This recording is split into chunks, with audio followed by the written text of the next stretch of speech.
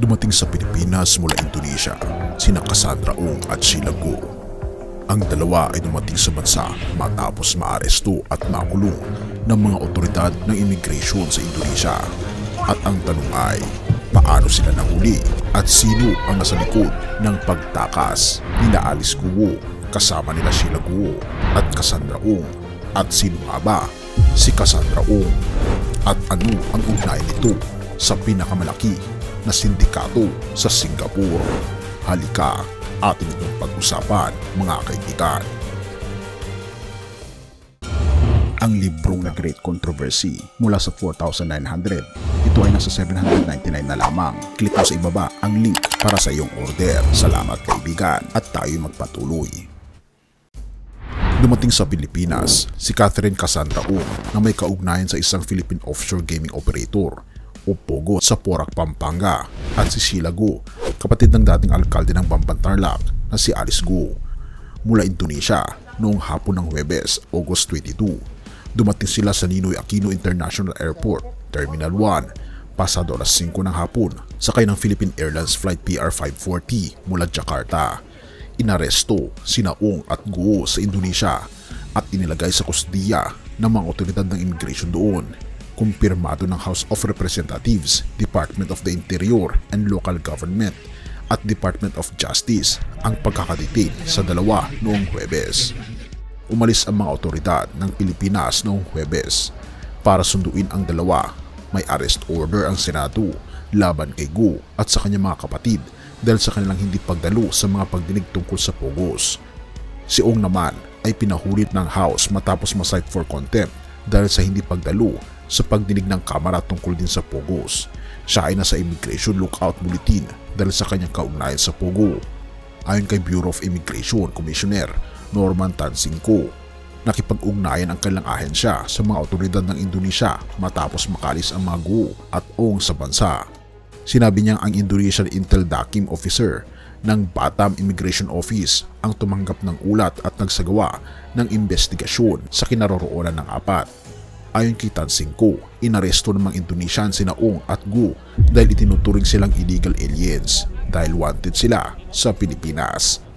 Ngunit walang court warrants laban sa kanila, tanging mga arrest orders mula sa Senado at House of Representatives lamang.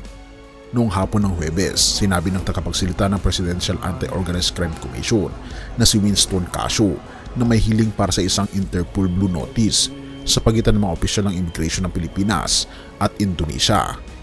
Hindi malinaw kung anong mekanismo ang ginamit sa pag-aresto sa Indonesia dahil ang mga Interpol notices ay batay sa judicial warrants. At ang mga warrants laban kina Ong at Guo ay mga legislative warrants lamang para sa contempt. Samantala, ayon kay Senador Sherwin Gatchalian na isa sa mga senador na aktibong nag-iimbestiga sa mga koneksyon ni Guo sa POGOs, hindi magtatagal at makakamit ni Guo Aping aka Alice Guo ang hustisya kasunod ang pag-aresto kina Sheila Guo at Ong. Matatandaan na si Cassandra Ong ay may kinalaman sa Lucky South 99 na kinabibilangan ng illegal na POGO dito sa ating bansa.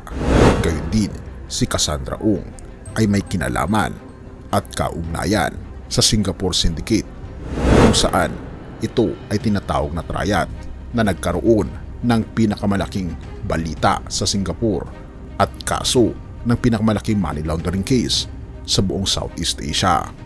Naniniwala si Gatchalian na malalaman ang buong katotohanan at pananagutin ang mga nasa likod ng POGO Hub sa Bamban at Porac. Inaasahan din ni Senador Risa Hontiveros na makakatulong ang pagbabalik nila Ong at Guo sa pagsagot sa mga tanong tungkol sa mga POGO sa Bamban at Porac.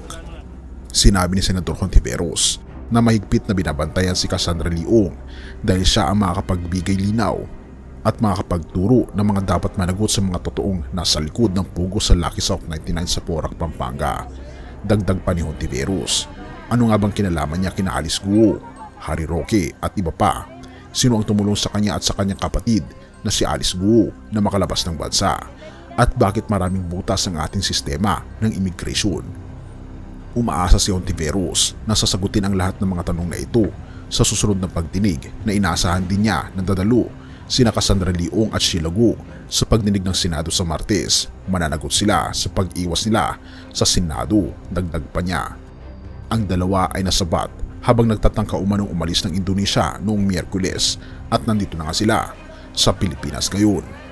Si Sheila, kapatid ni Alice Guo, ay kabilang sa mga personalidad na pinahuli ng Senado noong Hulyo. Samantala ang Senate Committee on Women, Children, Family Relations and Gender Equality ay mayroong outstanding subpoena laban kay Ong. Naglabas din ang House of Representatives ng utos na ikustudiya si Ong. Ang mga nagdaang pangyayari sa kinasasangkutan ni Cassandra Ong at Sheila Guo na may kaugnayan sa malaking kriminal na gawain tulad ng human trafficking, pag-iwas sa buwis at mga illegal na operasyon ng pagsusugal ay nagpapakita ng mas malalim at mas maraming network na nasa likod nito. Ang mga individual na ito na di umano'y sinusuportahan ang mga makapangyarihang tao at organisasyon ay nagpapakita ng malaganap na impluensya ng mga sindikatong kriminal na kadalasang tinutukoy bilang triad na kumikilos sa iba't ibang bansa at inaabuso ang kahinaan ng sistema para sa kanilang pansariling kapakinabangan. Ang ganitong mga operasyon ay sumisira sa integridad ng ating mga institusyon at nagpapahirap sa maraming inosenteng tao, lalo na sa mga mahina sa lipunan. Higit pa rito, ang pagdami ng ganitong mga kriminal na aktibidad ay refleksyon ng mas malawak at mas masamang agenda. Maraming naniniwala na ang mga operasyong ito ay hindi lamang tungkol sa kasakiman o kapangyarihan, kundi may kaugnayan din ito sa mga puwersa ng kasamaan na kadalasang iniuugnay sa Antikristo, sa teolohiya ng Kristyanismo.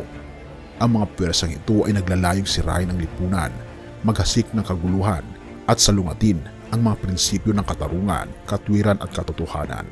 Ang pagkakasangkot ng ganitong mga madilim na kapangyarihan ay nagpapahiwatig na ang labang hinaharap natin ay hindi lamang legal o politikal kundi spiritual din.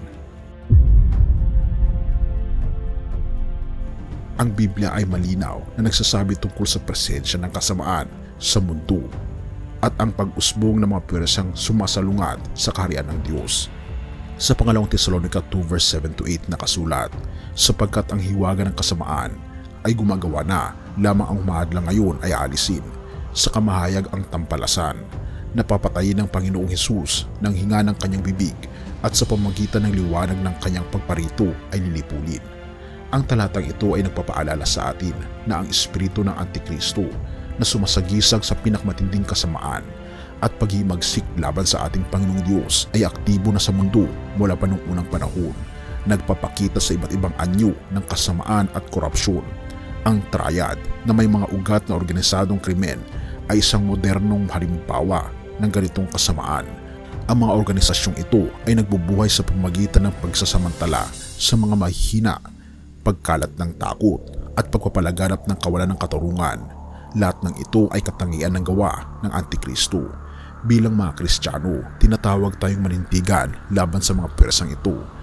Sa Efeso 6 verse 12, pinaalalahanan tayo sapagkat ang ating pagkikibaka ay hindi laban sa laman at dugo, kundi laban sa mga pamunuan, laban sa mga kapangyarihan, laban sa tagapamahala ng kadilimang ito sa sanlibutan, laban sa mga espiritual na hukbo ng kasamaan sa kalangitan. Ang labang ito ay hindi lamang isinasagawa sa mga hukuman o sa mga batasan, kundi pati na rin sa ating mga puso at isipan habang tayo ay nagsusumikap na isulong ang halaga ng kaharian ng ating Panginoong Diyos, ang kanyang katarungan, ang kanyang awa at ang kanyang katotohanan. Sa Kawikaan 6 verse 16-19, inililista ang mga bagay na kinamumuhian ng Panginoon, kabilang dito ang mga kamay na nagbubuo ng dugong walang sala, pusong nagbabalak ng masasamang katha, mga paa na madadaling tumakbo sa kasamaan. Ang mga katangiang ito ay makikita sa mga kilos ng mga taong sangkot sa mga kriminal na aktibidad na ito. Binalaan tayo ng Biblia na ang landas ng mga masasama ay puno ng panganib at hahantong ito sa pagkawasak. Sa Isaiah 5 verse 20, nagbabala ang propeta sa aba nila na nagsisihanay ng kasamaan sa harap ng kabutihan at kabutihan sa harap ng kasamaan, na inaaring liwanag ng kadiliman at kadiliman ang liwanag. Ang talatang ito ay tumutukoy sa moral na kalituhan na kadalasang kaakibat ng pag-usbong ng kasamaan, kung saan ang kasamaan ay binibigyan ng katwiran at ang katotohanan ay sinisiil. ang mga operasyon ng mga kriminal na network na ito na kadalasang pinoprotektahan ng mga makapangyarihang kakampi ay sumasailalim sa pagbabaliktad ng mga moral na halaga. Gayunpaman, tinitiyak din sa atin ng kasulatan na ang katarungan ay magwawagi. Sa awit 37 verse 28, pinaalalahanan tayo sapagkat iniibig ng Panginoon ang kahatulan at hindi pinapabayaan ang kanyang mga banal. Sila'y iniingatang magpakailanman, ngunit ang binhi ng mga masama ay lilipulin. Ito ay nagsisilbing parehong aliw at babala, bagaman ang kasamaan ay maaaring magtagumpay sa isang panahon, hindi ito magtatagal. Ang katarungan ng ating Panginoong Diyos ay tiyak at ang sangkot sa kasamaan ay haharap sa bunga ng kanilang mga gawa. Sa harap ng mga pagninilay na ito, kailangan nating manatiling mapagbantay at tapat sa katwiran. Tayo ay tinatawag na ilantad ang kasamaan, suportahan ang mga inosente at magtiwala sa katarungan ng ating Panginoong Diyos. Ipanalangin natin ang lakas ng loob na harapin ang mga madidilim na puwersa at ang karunungan na gabayan tayo sa mga komplikasyon ng laban na ito. Naway palagi tayong magsikap na gawin ang tama sa paningin ng ating Panginoong Diyos na may tiwala na dadalhin niya tayo sa liwanag sa pinakamadilim nating sitwasyon.